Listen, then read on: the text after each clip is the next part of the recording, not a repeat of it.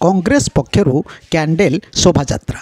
राउरकेला जिला कांग्रेस पक्षरु गतकाली अर्थात 29 तारिख में पूर्वतन प्रधानमंत्री स्वर्गीय डॉक्टर मनमोहन सिंह को स्मरण करी एक कैंडेल शोभायात्रा कार्यक्रम अनुष्ठित हो जाइछि।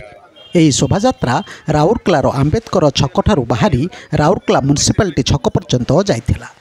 ମ୍ୟୁନିସିପାଲିଟି ଛକରେ ଡକ୍ଟର ମନମୋହନ ସିଂଙ୍କ ଫଟୋଚିତ୍ରରେ ମାଲ୍ୟାର୍ପଣ କରାଯାଇ ଶ୍ରଦ୍ଧାଞ୍ଜଳି ଦିଆଯାଇଥିଲା। ଏହି କାର୍ଯ୍ୟକ୍ରମରେ ରାଉରକେଲା ଜିଲ୍ଲା କଂଗ୍ରେସର ସଭାପତି ରବି ରାୟ, ଦେବବ୍ରତ ବିହାରୀ, ଗଣେଶ ପ୍ରଧାନ, ବିଏନ୍ ପଟ୍ଟନାୟକ, ଗୋପାଳ ଦାସ, ସାବିର ହୁସେନ, ବାଦଲ ଶ୍ରୀଚନ୍ଦନ, ଜ୍ଞାନେନ୍ଦ୍ର ଦାସ, ଆଶିଷ ମହାନ୍ତି, ମାନୁ ସାମଲ, ରଘୁ ଦାସ, ପ୍ରଫୁଲ୍ଲ ବେହେରା, ବିଶ୍ୱନାଥ ବାରିକ, ଇଜାଜ ଅକ୍ତାର, ବିସ୍ମୟ ଦାସ, ବସନ୍ତ ସାମଲ, ବିଜୟ ଆପଟ, शेख समीर, रवि यादव, धर्मा नायक, रतिकांत मल्लिक, विनोद राउत, जुलू रहमान खान, अंजिता, रुखसाना बेगम प्रमुख शोभायात्रा सामिल होते।